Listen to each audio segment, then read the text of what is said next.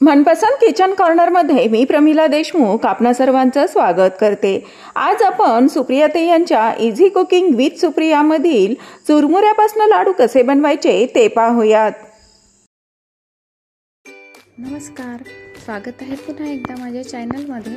आणि लहान मुलांना आवडेल आणि मकर संक्रांती स्पेशल असे आज आपण लाडू बनवणार आहोत। मकर संक्रांती म्हटलं की आपण तिळाचे लाडू तर बनवतो, पण त्याचबरोबर अजून वेगवेगळ्या प्रकारचे शेंगदाण्याचे, त्यानंतर फुटाण्याचे आणि मुरमुऱ्याचे असे लाडू बनवले जातात। भरपूर प्रकारचे लाडू तर इथे मी बनवणार आहे चुरमुऱ्याचे लाडू, किंवा खूप जण इथे मुरमुरे पण म्हणतात। तर लहान मुलांना पण खायला होतं आणि संक्रांतीच्या स्पेशल निमित्ताने म्हणून आपण इथे चुरमुऱ्याचे लाडू आज मी बनवणार आहे।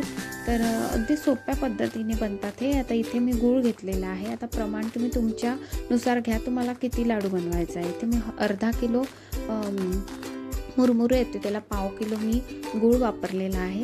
तर गूळ इथे किसून घ्या किंवा बारीक तुकडे करून घ्या आणि ते एका नॉनस्टिक पॅनमध्ये घेतलं तर एकदमच उत्तम लागत नाही। तर मंद आचेवर नॉनस्टिक पॅनमध्ये गूळ आणि तूप 1 चमचा हे घालायचं आहे। तुपाने कसं खाली जास्त असा लागून येणार नाही, जो आपला पाक तयार होईल। आणि याला मिक्स करायचं आहे। तर मंद आचेवर ठेवायचं आहे आणि छान असं त्याला पाणी सुटू द्यायचं आहे। यामध्ये वरून पाणी घालायचं नाही आहे। गुळाचं छान आपल्याला तेवढाच गुळाचा पाक बनवायचा आहे। तर इथे पहा छान असा पाक मी बनवून घेते। आणि इथे पहा मी मुरमुरे घेतलेले आहे। आता हे कोणी लांब पण मुरमुरे मिळतात, माझ्याकडे हे होते असे छोटे छोटे मुरमुरे आहे हे, आणि कुरकुरीत पण आहे। तर या मुरमुऱ्यांना भाजायची वगैरे काही गरज नसते, फक्त आपल्याला पाक करायचा आहे। या पाकामध्ये पण पाणी टाकायचं नाही आहे। जेवढा गूळ वितळणार तेवढाच तो पाक बनणार आहे आणि तोच तसाच पाक हवा आहे। इथे पाक एकदम रेडी आहे, गूळ वितळलेला आहे। आता त्यामध्ये हे मुरमुरे जे आहे हे लागले टाकायचे, एकदम टाकायचे नाही। पाहायचे पहिले की कमी होतं की जास्त होतं पाकाला। तर इथे थोडं मी मुरमुरे टाकून घेतले आणि मिक्स करून घेते। गॅस मंद आचेवरच ठेवायचा आहे, लगेच बंद करून द्यायचं नाही, नाहीतर तो पाक थंड होईल आणि लगेच कडक होऊन जाईल। एक तर हिवाळ्याच्या दिवसांमध्ये लवकरच थंड होऊन जातो तो पाक आणि कडक होऊन जाईल, त्यामुळे मंद आचेवर चालूच ठेवायचं। आणि या प्रकारे मुरमुरे हे पाकामध्ये छान मिक्स करून घ्यायचे आहे। तर असं लहान मुलांना तुम्ही टिफिनमध्ये पण हे देऊ शकतात, हा पण एक चांगला ऑप्शन आहे।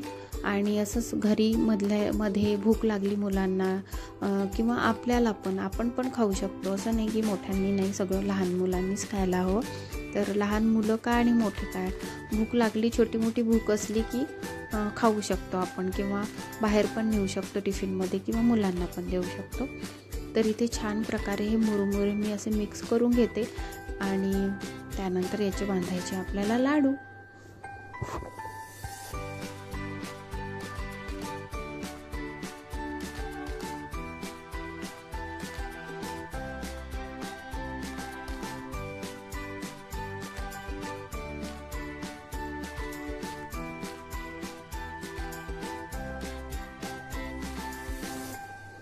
तर इथे मिक्स करून झालेले आहे मुरमुरे पाकामध्ये।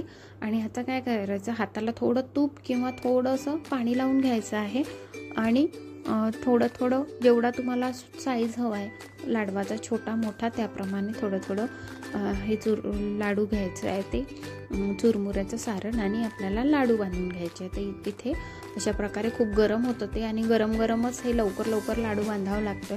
जर ते थंड झालं तर लाडू पण बांधणार नाही आणि ते तसंच कडक होईल, त्यामुळे गरम असतानाच हे करायचं। आणि एकदा मिक्स झालं की ते बंद करून द्यायचं आहे गॅस, आणि मी तर गॅसवरच ठेवून बंद करून दिला आणि त्यावरच ठेवून, म्हणजे गरम राहील त्या शेगडीमुळे। असं छान असे लाडू करून घेतलेले आहे। तुम्ही बघा, आता मी सर्व असे लाडू बनवून घेते आणि मध्ये याला काय करायचं आहे, पाकाला मिक्स करायचं आहे, कारण पाक खाली राहून जातो आणि कोरडे होतात, त्यामुळे त्याला मिक्स करत जायचं आणि लाडू बांधत जायचे।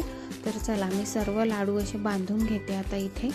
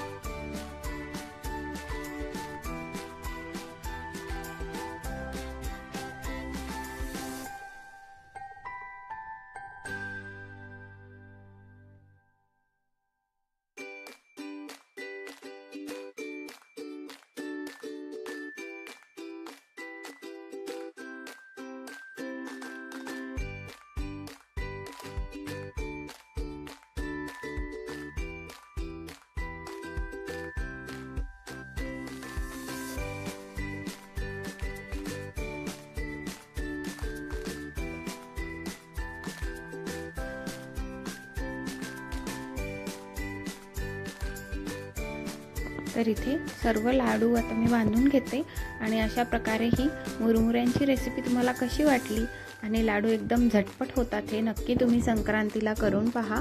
तर चला मग भेटूया नेक्स्ट व्हिडिओमध्ये छान छान अशा रेसिपीजसोबत। तोपर्यंत पाहत राहा इझी कुकिंग विथ सुप्रिया।